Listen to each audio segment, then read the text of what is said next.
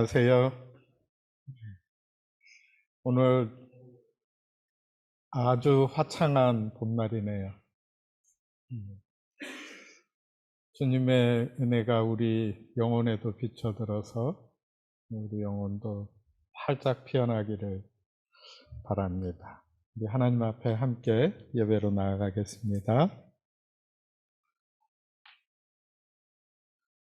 너희 권능 있는 자들아, 영광과 능력을 여호와께 돌리고 돌릴지어다.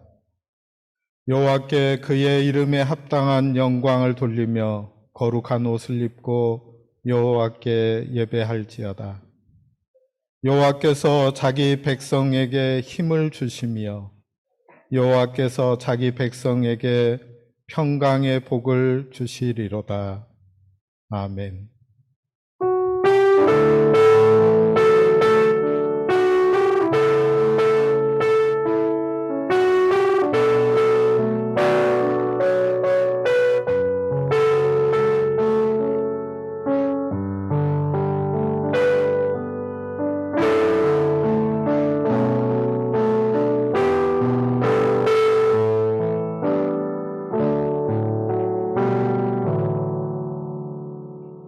만복의 근원이 되시는 하나님, 광야의 백성들을 불기둥과 구름기둥으로 인도하여 주신 것 같이 저희를 지켜주시고 사랑하여 주시니 감사를 드립니다.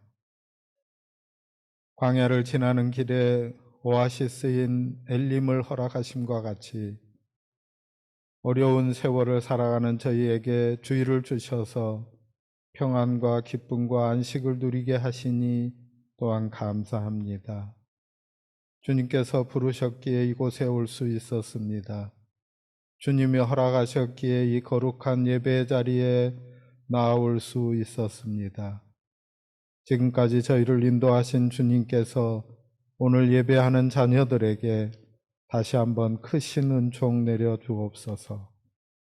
살아계신 하나님의 얼굴을 배우며 우리 심령이 새 힘을 얻게 하여 주옵소서. 예수님의 이름으로 기원하옵나이다. 아멘. 네. 우리 함께 우리의 신앙의 고백을 주님 앞에 드리도록 하겠습니다. 사도신경으로 고백드리겠습니다. 나는 전능하신 아버지 하나님 천지의 창조주를 믿습니다. 나는 그의 유일하신 아들 우리 주 예수 그리스도를 믿습니다. 그는 성령으로 잉태되어 동정녀 마리아에게서 나시고 본디오 빌라도에게 고난을 받아 십자가에 못 박혀 죽으시고 장사된 지 사흘 만에 죽은 자 가운데서 다시 살아나셨으며 하늘에 오르시어 전능하신 아버지 하나님 우편에 앉아 계시다가 거기로부터 살아있는 자와 죽은 자를 심판하러 오십니다. 나는 성령을 믿으며 거룩한 공교회와 성도의 교제와 죄를 용서받는 것과 몸의 부활과 영생을 믿습니다. 아멘. 함께 기도드리도록 하겠습니다. 기도하고 말씀 봉독까지 해주십시오.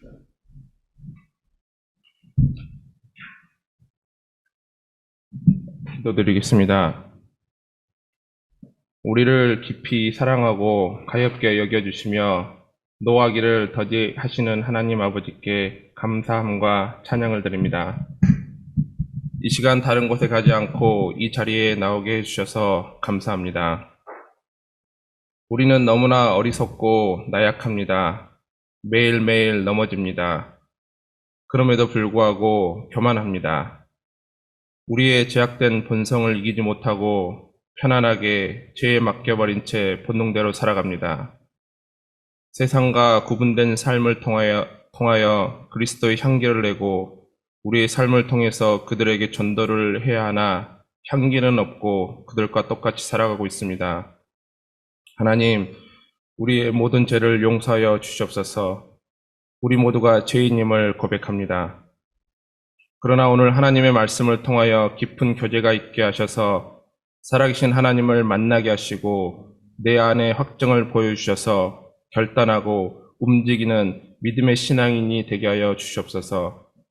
기도 외에 다른 것으로는 이런 유가 나아갈 방법이 없다고 명확하게 말씀하여 주신 주님, 기도하게 하여 주시고 오직 주의 말씀을 사모하게 하시고 거룩한 동역자들을 우리에게 붙여 주시옵소서.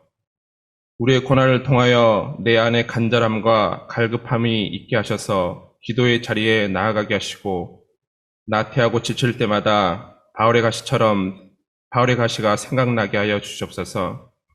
그럴 때 우리가 가지고 있는 모든 불안함과 걱정이 사라지게 하시고 육체적 모든 질병과 고통을 깨끗하게 하여 주실 줄 믿습니다. 능치 못할 일 전혀 없은 전능하신 하나님을 완전히 믿고 의지하며 따라가게 하여 주시옵소서. 예수님 이름으로 기도합니다.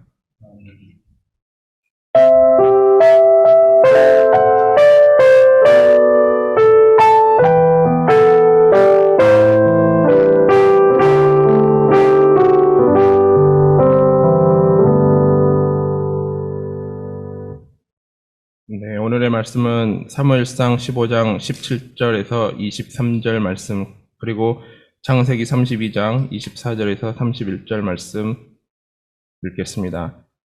사무엘이 이르되 왕이 스스로 작게 여길 그때에 이스라엘 지파의 머리가 되지 아니하셨나이까. 여호와께서 왕에게 기름을 부어 이스라엘 왕을 삼으시고 또 여호와께서 왕을 길로 보내시며 이르시기를 가서 죄인 아말렉 사람을 진멸하되 다 없어지기까지 치라 하셨거늘 어찌하여 왕이 여호와의 목소리를 청종하지 아니하고 탈취하기에만 급급하여 여호와께서 악하게 여기시는 일을 행하였나이까.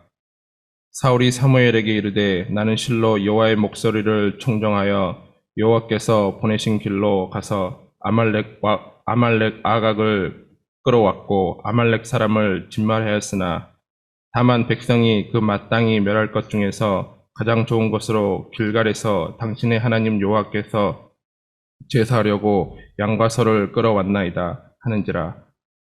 사무엘이 이르되 여호와께서 번제와 다른 제사를 그의 목소리를 청종하는 것을 좋아하심같이 좋아하시겠나이까. 순종이 제사보다 낫고 듣는 것이 순양의 기름보다 나으니 이는 거역하는 것은 점치는 죄와 같고 완고한 것은 사신 우상에게 전하는 죄와 같음이라. 왕이 여호와의 말씀을 버렸으므로 여호와께서도 왕을 버려 왕이 되지 못하게 하셨나이다 하니. 창세기 32장 24절 31절 말씀입니다. 야곱은 홀로 남았더니 어떤 사람이 날이 새도록 야곱과 씨름하다가 자기가 야곱을 이기지 못함을 보고 그가 야곱의 허벅지 관절을 치매 야곱의 허벅지 관절이 그 사람과 씨름할 때 어긋났더라. 그가 이르되 날이 새려하니 나로 가게 하라. 야곱이 이르되 당신이 내게 축복하지 아니하면 가게 하지 않겠나이다. 그 사람이 그에게 이르되 내 이름이 무엇이냐? 그가 이르되 야곱이니이다. 그가 이르되 내 이름을 다시는 야곱이라 부를 것이 아니요 이스라엘이라 부를 것이니 이는 내가 하나님과 및 사람들과 겨루어 이겼음이니라. 야곱이 청하여 이르되 당신의 이름을 알려주소서. 그 사람이 이르되 어찌하여 내 이름을 묻느냐 하고 거기서 야곱에게 축복한지라. 그러므로 야곱이 그곳 이름을 브니엘이라 하였으니 그가 이르기를 내가 하나님과 대면하여 보았으나 내 생명이 보존되었다 함이더라. 그가 브니엘을 지났때 해가 돋았고 그의 허벅다리로 말미암아 절었더라. 이것은 하나님의 말씀입니다. 하나님 감사합니다.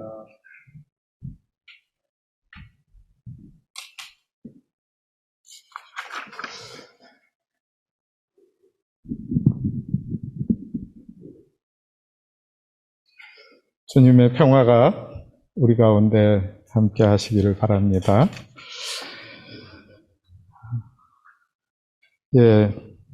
가끔 드리는 질문인데, 사람이 바뀔 수 있을까요? 예수님을 믿으면 사람이 변하나요? 목사로서 우리 교우들의 변화를 기대하는 것이 지나친 일인가요? 윌터 마샬이라는 분이 성화의 신비라는 책을 썼는데 그 책에 나오는 이야기입니다. 윌터 마샬 목사는 항상 죄책감에 휩싸여서 살았다고 합니다. 하나님이라는 존재가 두려웠고 자기 자신에 대한 절망에 빠져들고 있었습니다. 하루는 청교도 신학자인 토마스 구딘을 찾아가서 자기 안의 고민을 솔직하게 털어놓았습니다. 양심을 무겁게 하는 죄, 습관적으로 짓는 죄에 대해서 고백을 했습니다. 그러자 토마스 구딘이 이렇게 대답했습니다. 자네는 지금 자네가 짓고 있는 가장 나쁜 죄에 대해서 빼놓고 이야기를 하고 있네. 불신앙의 죄 말일세. 자네는 지금 자네의 죄악을 용서하시고 자네의 본성을 거룩하게 하시는 주 예수 그리스도를 진정으로 믿고 있지 않네. 이 말을 듣고서 윌터 마샬은 큰 충격을 받았다고 합니다. 자기가 짓는 죄가 육체적인 음란이나 거짓말이나 거듭나지 못한 어떤 성품에 관한 것인 줄만 알았던 겁니다. 그런데 이제 이 말을 듣고 보니 자신이 상상해 보지 못했던 끔찍한 죄, 무서운 죄를 짓고 있다는 것을 깨닫게 된 거죠. 자기의 죄를 용서하실 뿐만 아니라 자신의 본성 자체를 완전히 바꾸어 내실 예수 그리스도를 실제로 믿고 있지 않았다는 것을 알게 된 겁니다. 여러분, 우리가 믿는 믿음이 우리에게 영향을 미치지 못한다면 그것은 큰 아픔이고 슬픔이며 괴로움입니다. 하나님의 말씀을 들어라, 하나님의 뜻을 따르라 하고 말씀하시는 하나님의 말씀을 들으실 수 있기를 바랍니다. 오늘 본문 가운데 22절, 3절을 메시지로 다시 읽어드리겠습니다. 사무엘이 말했다. 하나님께서 원하시는 것이 보여주기 위한 공허한 제사 의식이겠습니까? 그분께서 원하시는 것은 그분의 말씀을 잘 듣는 것입니다. 중요한 것은 듣는 것이지 거창한 종교 공연을 무대에 올리는 것이 아닙니다. 하나님의 명령을 행하지 않는 것은 우상에 빠져 놀아나는 것보다 훨씬 더 악한 일입니다. 죽은 조상과 내통하는 것보다 훨씬 더 악한 일입니다. 왕께서 하나님의 명령을 거절했으니 그분께서도 왕의 왕권을 거절하실 것입니다. 오늘 본문 말씀이 들어있는 사무엘상 13장에서 15장에는 사울왕의 이야기, 사울왕의 실패의 이야기가 나오고 있습니다. 하나님이 판단하시는 방법인 마음의 통찰, 내면의 통찰, 그것에 의지하지 않고 사람의 보이는 대로 사람의 눈에 의지한 인간의 통찰력에 근거해서 판단함으로 버림을 받는 이야기가 있습니다. 하나님께서 중히 여기시는 마음에 관한 것, 하나님을 바라보는 것, 하나님의 말씀을 듣는 것, 하나님께서 원하시는 것을 따라서 순종하는 것, 이것을 버리고 자기의 눈에 좋은 대로 행했던 일들에 관한 것입니다. 이스라엘의 왕으로서 하나님께 버림을 받고 있는 사울의 모습은 하나님의 사람으로 부름받은 우리에게 어떤 것이 요구되고 있는가 알려주는 말씀입니다. 사실 인간적인 면에서 보자면 사울의 행동은 동정심을 얻을 수 있을 것입니다. 13장에 보면 블레셋이 막강한 군사력으로 이스라엘의 침공에 들어왔습니다. 이스라엘 백성들은 공포에 질려 있고 두려움에 떨고 있습니다. 그 전쟁에서 이스라엘 백성들을 하나로 모아서 승리를 이끌어야 했던 왕으로서 사울의 모습이 나타납니다. 사울은 제사를 통해서 이스라엘 군대의 마음을 다시 북돋기를 원했습니다. 군인들을 다시 재규합하고 재정비하기를 원했습니다. 이스라엘 백성들에게 종교적인 평안을 통해서 승리하고자 하는 사기를 끌어올리고자 하였습니다. 이러한 기준에 따라서 결정한 것입니다. 그래서 사울은 자기의 결정이 부득이했고 그렇게 한 것에 대해서 잘못이 없다라고 생각했습니다. 또 우리가 함께 읽은 오늘 본문에 나오는 사울의 이야기는 아말렉이 쳐들어온다고 하는 소식을 듣고 그 전쟁을 잘 준비했습니다. 준비한 대로 나가서 전투를 벌인 결과 이스라엘은 아말렉에 대해서 엄청난 승리를 거두었습니다. 그런데 사울이 성공적으로 수행한 이 아말렉과의 전쟁에서 하나님 앞에 더 큰 범죄를 저지르고 있다고 성경은 말하고 있습니다. 사울과 그의 백성들은 아말렉을 쳐서 그 모든 것을 진멸하라고 하는 하나님의 명령을 어기고 왕이었던 아각과 그리고 가축들 중에서 좋아 보이는 것들을 남겨두었습니다.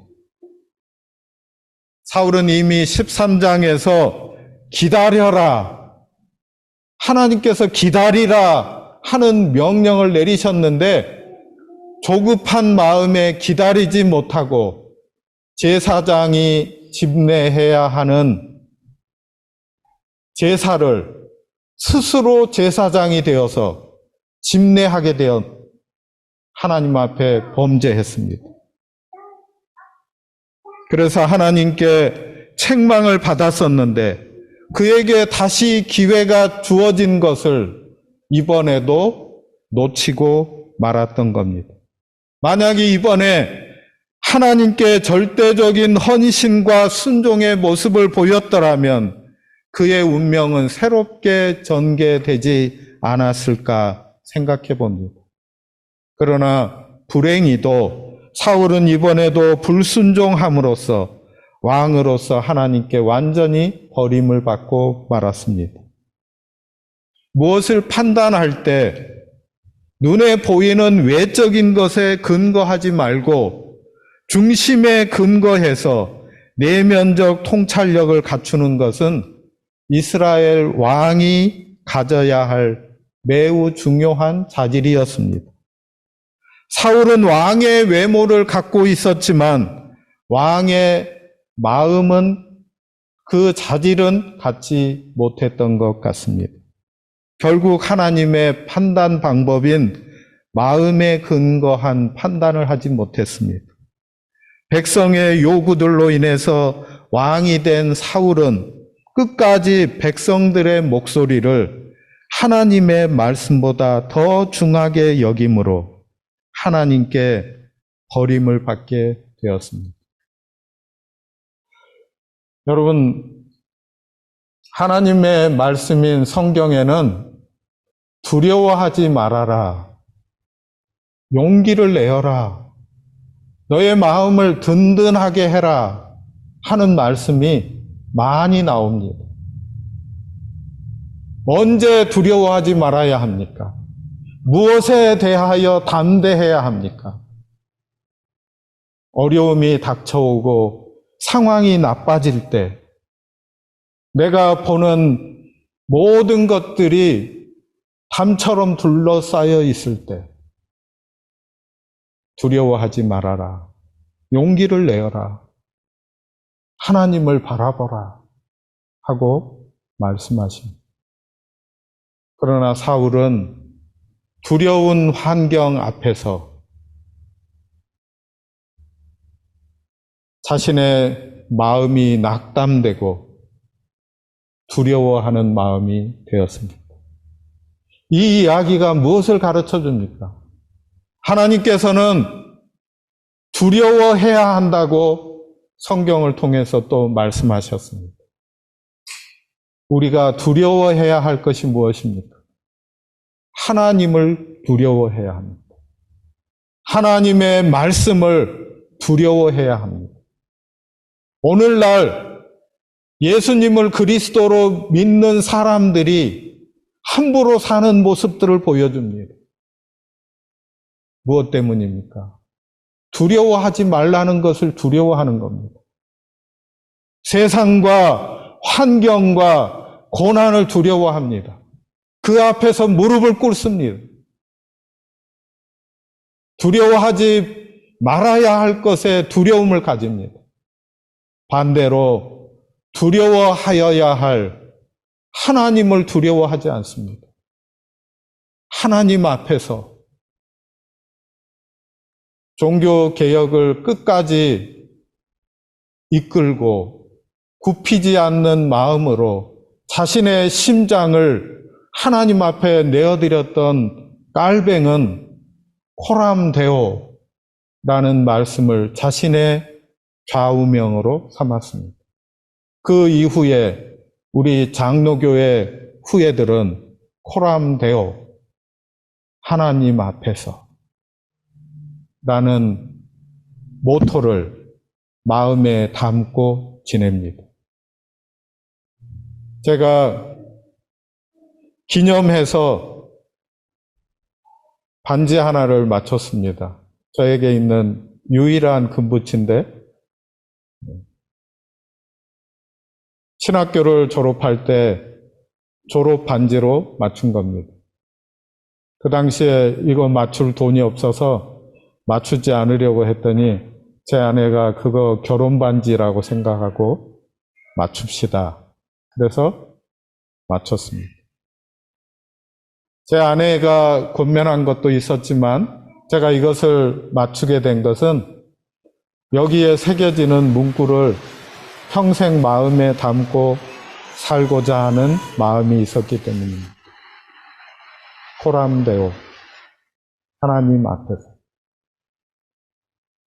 지금은 글자가 다 지워져서 너무 오래돼서 글자가 다 지워졌습니다. 그러나 보이지 않지만 이 반지를 스스로 가끔 바라봅니다. 코람데오, 하나님 앞에서.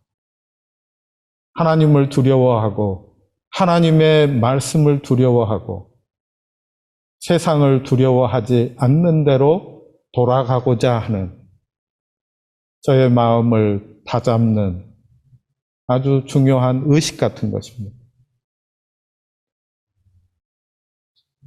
사울은 백성이 남겨놓은 아말렉 왕 아각과 가축들을 하나님의 말씀에 순종해서 진멸해야 하는데 백성들이 끌어온 것을 슬쩍 눈 감고 자신의 욕심도 채우고자 남겨두었습니다. 그리고 핑계를 댑니다. 하나님을 위해서 그렇게 한 겁니다. 하나님께 제사하려고 그렇게 한 것입니다. 종교적인 핑계를 대고 있습니다. 여러분, 때때로 우리도 종교적인 핑계로 하나님의 말씀과 하나님의 뜻에 온전히 순종하지 못하는 때가 있는 것을 보게 됩니다.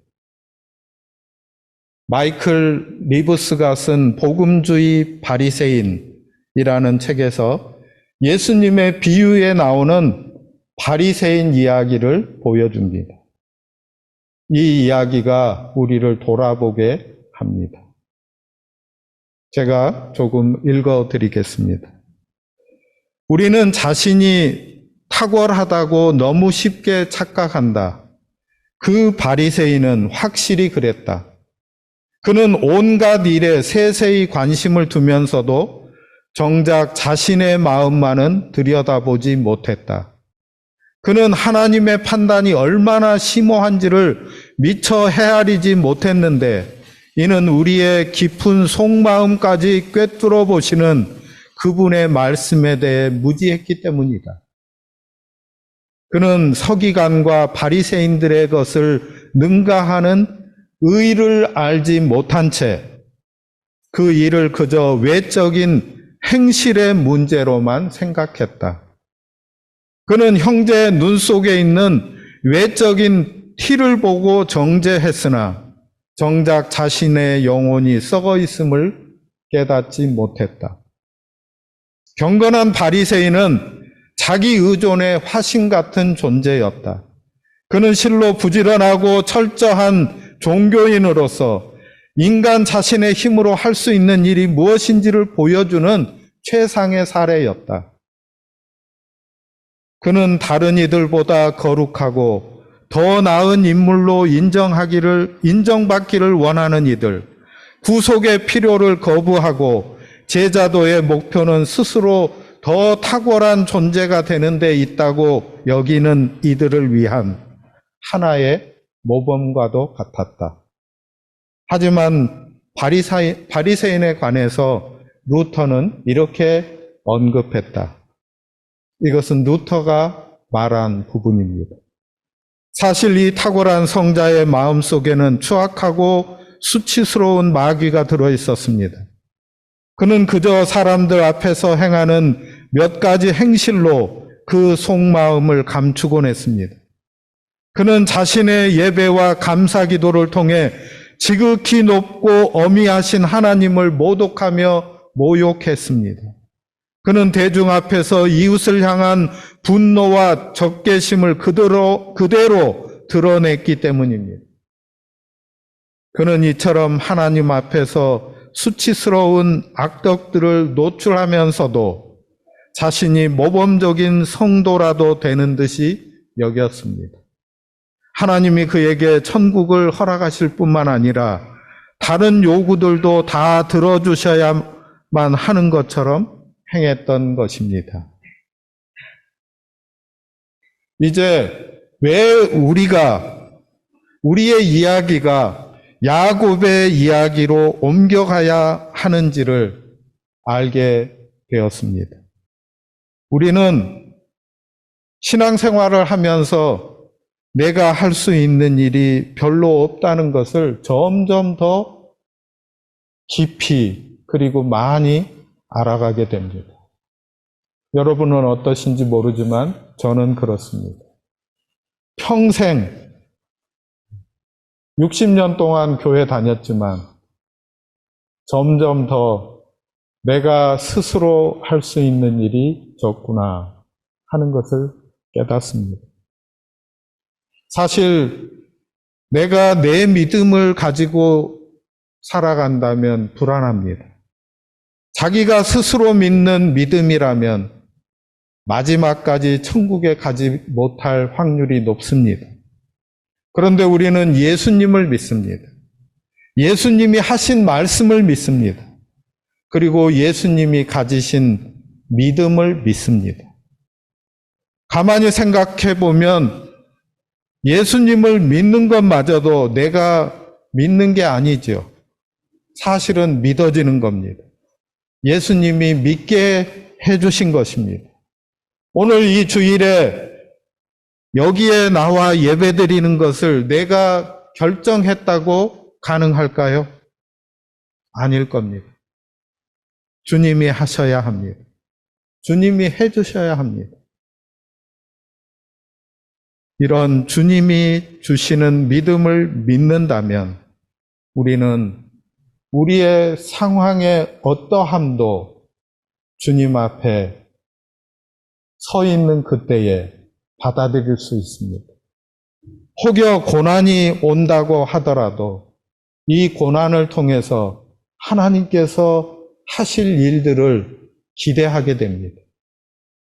하나님이 살아계시고 하나님이 섭리하시고 하나님이 인도하시니 우리보다 우리를 더 잘 아시는 주님께서 우리에게 더 좋은 것을 주실 것을 믿는 것입니다. 내 눈으로 보이는 것만으로 판단하는 것이 아니라 주님이 하실 것을 기대할 수 있는 것입니다. 20세기의 선지자라고 불리는 에이든 토저 목사가 종교가 부패해가는 과정을 이렇게 이야기를 합니다. 3단계가 있는데 첫 번째 단계는 기계적인 상태, 두 번째는 습관적인 상태, 세 번째는 부패한 상태라고 말했습니다. 첫 번째 단계인 기계적인 상태는 아무런 느낌도 의미도 감동도 행복도 없이 종교적인 활동을 반복하는 상태라고 말했습니다. 두 번째 단계인 습관적인 상태는 자기 자신이 행하고 있는 이 기계적인 상태를 자기 자신이 느끼지 못한다는 겁니다.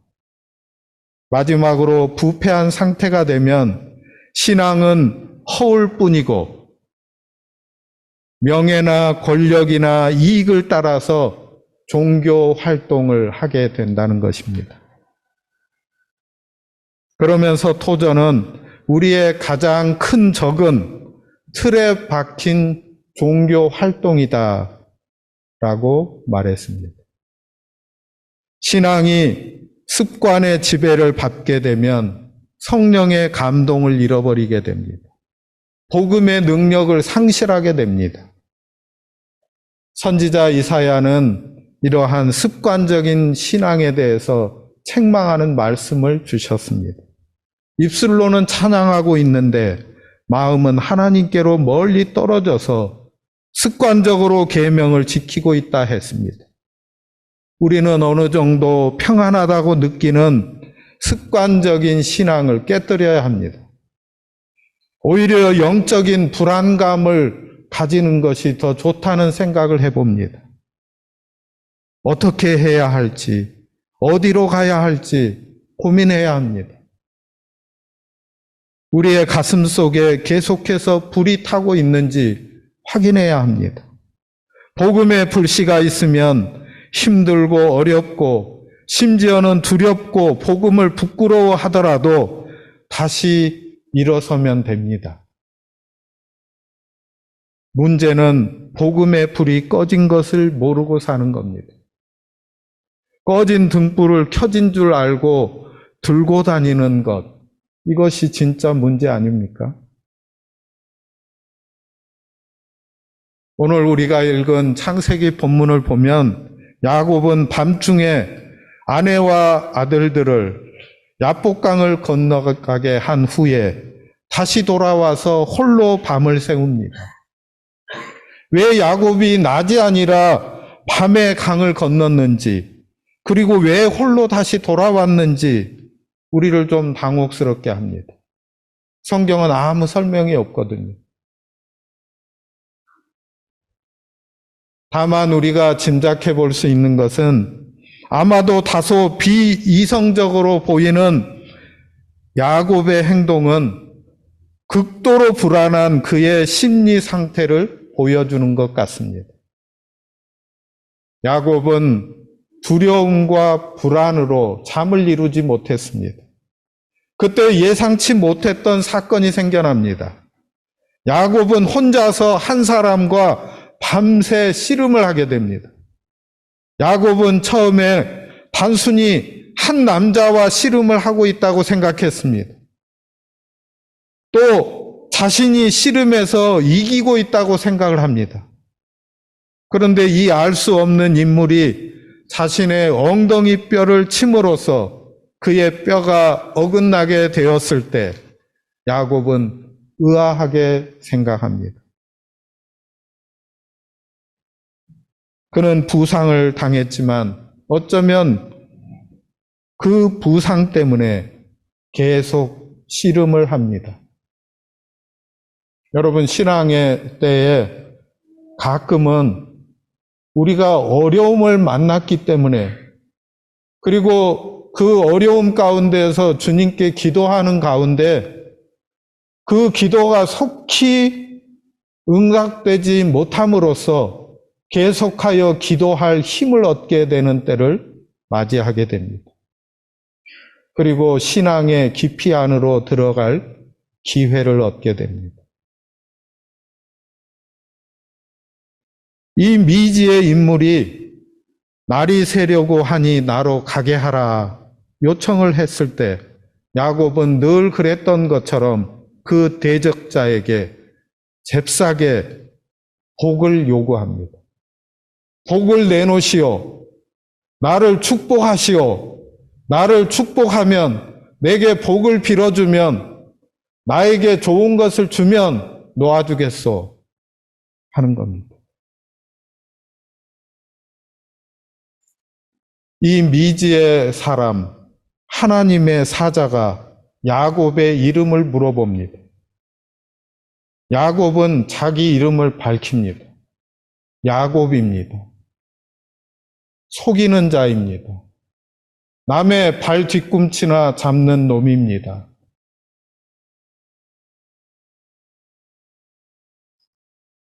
자기의 이름을 밝힘으로써 자기의 성품을 드러내고 뿐만 아니라 자신의 죄를 고백하게 되는 겁니다.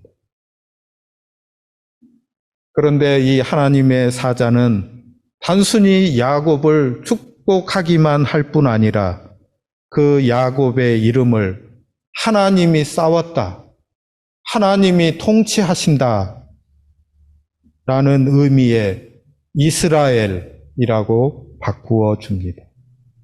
야곱의 이름이 바뀌게 된 것은 야곱이 새로운 성품과 새로운 미래를 향해서 동이 트고 그의 문이 열렸다는 것을 보여주고 있습니다. 야곱이 이스라엘로 거듭나는 것은 이렇게 중요한 의미를 지니고 있습니다. 야곱이라는 옛 이름이 그의 과거의 비열한 행위들을 생각나게 하는 것이라면 그의 새 이름 이스라엘은 하나님이 통치하신다. 여호와가 통치하신다. 그가 하나님과 씨름하여 이긴 이 야복강 사건을 기억나게 해줍니다. 그러므로 그의 새 이름 자체가 값진 선물이고 복이라고 할 수 있습니다. 여러분, 우리에게 다가온 그리스도인이라는 이름이 우리에게 선물임을 믿으시기 바랍니다. 이것이 우리의 복입니다. 야곱은 그가 하나님과 만났던 장소를 브니엘이라고 부르기로 합니다. 하나님의 얼굴이라는 뜻입니다. 하나님께서 야곱의 기도에 응답해 주셨다는 것입니다. 그런데 그가 다리를 절면서 이 브니엘을 지났다라고 성경은 기록합니다. 비록 그가 승리를 거두기는 했지만 하나님께서 그 흔적을 그의 몸에 남겨놓았음을 의미하는 겁니다. 야곱은 하나님의 복을 받을 자격이 없었지만 하나님의 주권과 당신의 약속을 지키시는 하나님의 신실하심에 의해서 생명을 보존받고 나아가서 그토록 두려워하며 염려했던 에서와의 관계, 자기가 권리를 빼앗아서 분노케 된 그 형과의 관계를 다시 회복하게 되는 일로 나타나게 됩니다. 야곱은 더 이상 하나님을 지배하고 하나님을 써먹는 사람이 아니라 전적으로 하나님의 은혜에 의존하는 사람이 되었습니다. 여러분, 제가 말씀을 시작하며 이런 질문을 드렸습니다. 사람이 바뀔 수 있을까요? 예수를 믿으면 사람이 변하나요? 목사로서 우리 교우들의 변화를 기대하는 것이 지나친 일인가요? 도대체 사람이 어떻게 변하는 것입니까? 먼저는 하나님의 말씀을 듣는 일입니다. 그리고 우리는 어느 정도 평안하다고 느끼는 신앙적인, 습관적인 신앙을 깨뜨려야 합니다. 오히려 영적인 불안감을 느낄 수 있어야 합니다. 어떻게 해야 할지, 어디로 가야 할지 고민해야 합니다. 씨름해야 합니다. 우리의 가슴 속에 계속해서 복음의 불꽃이 타고 있는지 확인해야 합니다. 저는 요즘에 깨닫는 것이 있는데 그 가운데 이런 겁니다. 흔들리지 않는 것이 좋은 신앙이 아니라 흔들리는 중에 중심을 향하는 것이 건강한 신앙이다 라는 것입니다. 흔들리지 않는 것이 좋은 신앙 아니고 흔들리는 중에도 중심을 향하는 것, 주님에게로 향하는 것, 다시 복음으로 나아가는 것, 이것이 건강한 신앙입니다. 야곱은 이스라엘, 하나님과 겨루어 이긴 자, 진짜 뜻, 하나님이 통치하신다. 하나님이 나의 왕이시다. 사울이 버림받은 진짜 이유가 무엇입니까? 하나님이 진짜 왕이시고 나는 하나님에 의해서 세워진 청지기이다. 하나님의 왕권을 드러내도록 이 땅에서 나를 쓰고 계신다 하는 것에 그의 마음을 두지 않았기 때문입니다. 야곱은 이스라엘로 이름이 바뀌고 전적으로 자만하고 홀로 살아갈 수 있는 사람이 아니다 하는 것을 알게 되었습니다. 여러분, 우리에게도 마찬가지입니다. 하나님의 복을 받을 아무 자격이 없지만 하나님의 주권과 당신의 약속을 지키시는 하나님의 신실하심에 따라서 생명을 보존받게 되었고 예수님을 믿어서 구원에 이르게 되었습니다. 참된 삶이 무엇인지 말씀을 통해서 찾아가는 삶으로 우리의 삶의 자세가 바뀌어지게 되었습니다. 전적으로 하나님의 은혜에 의존하는 사람이 되었습니다. 여러분에게 조심스럽게 권면합니다. 받을만 하면 이 말씀도 받을 수 있기를 바랍니다. 기도에 관한 것입니다. 씨름을 하다가 야곱의 엉덩이 뼈가 어긋나게 되었습니다. 그것이 그에게 흔적이 되어서 그는 그 이후에 다리를 절며 지냈습니다. 그런데 이 흔적이 그로 은혜의 삶을 계속하게 하였습니다. 하나님이 야곱의 엉치뼈에 남기신 흔적처럼 하나님과 함께하는 흔적을 간직하는 우리가 되기를 바랍니다. 하나님 앞에 기도하십시오. 씨름하십시오. 흘러가는 대로 자신을 내맡기지 말고 주님의 말씀을 따라서 거슬러 올라가는 신앙을 허락해 달라고 성령을 의뢰하는 우리가 되기를 바랍니다. 우리를 구원하시고 우리와 동행하시는 주님을 찬양합니다. 네, 잠시 자리에 앉아 주십시오. 교회 소식 잠깐 나누겠습니다.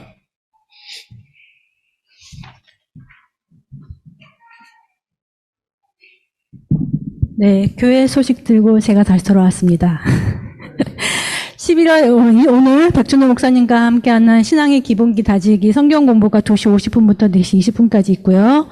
그다음에 18일 날 우리 원안불 선교 셋째 주 원안불 선교 있는데 그 주에 같이 겹쳐서 멜번 소망교회 수련회가 있습니다. 17일부터 19일까지니까요. 참가비는 50불이고요. 그다음에 예약을 위해서는 백서연 전도사님께 연락 주시면 되겠습니다. 그리고 26일 날 11월 26일 날 두 번째 멜번 소망교회 성경 암송 잔치가 있습니다. 이번에는 누가 1등 할지 참으로 기대가 됩니다. 그리고 12월 2일 날 원안불 선교 있고요. 12월 3일 날 재직회 있습니다. 지난번 재직회에서 말씀해 주신 것처럼 교회 조직도 뒤에다 붙여놨거든요. 한번 보시고요. 내년에 어느 부서에서 제가 봉사를 할 것인가 이렇게 다짐하는 시간이 됐으면 좋겠습니다. 네, 그리고 중보기도 우리 홍정아 자매님 남편 되시는 미스터 현 회복을 위해서 계속해서 기도해 주시면 감사하겠습니다. 네, 식사하러 가시겠습니다.